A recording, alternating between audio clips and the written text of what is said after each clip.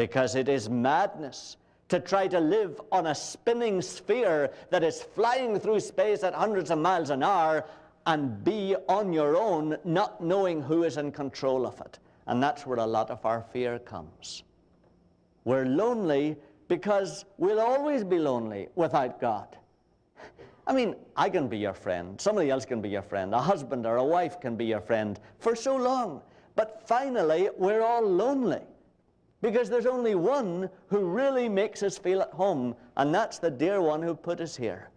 So when you play games with him like that and lose the sense of his presence, you become a real lonely person. So the situation really is like this air around us, you know.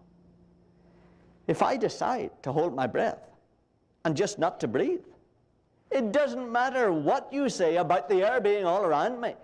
I'll just look at you and my face will get bigger and bigger, and I'll look as if I'm going to explode, and then I'll fall faint and eventually die, even though the air is all around me. If I don't breathe it in, it won't do me any good. It's the same with God. If you fail to perceive his presence and recognize him and acknowledge him and be real with him, then you fail to receive the benefit of his life into your life. And that's where we said many of us are. And many of us feel we're in a catch-22 situation. We feel, well, yeah, that's right. I do that because, yeah, I'm not like him. I mean, I have feelings of lust at times that I just would be embarrassed to death if he knew about. He does know about. But we keep pretending. This pretend game, it's stupid, you know, but we do it. And there are things that I want in my life that I don't think he wants me to want.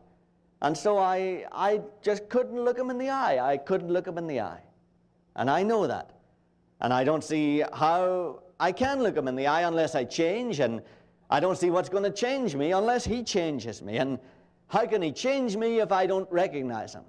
How can I get close to him if I'm like I am, and how can I be other than I am unless I get close to him?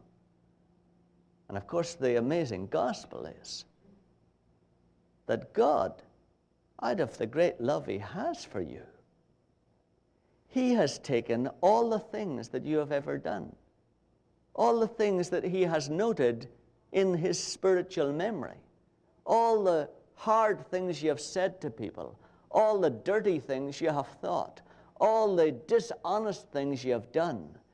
And on the page of his memory, he has torn them up.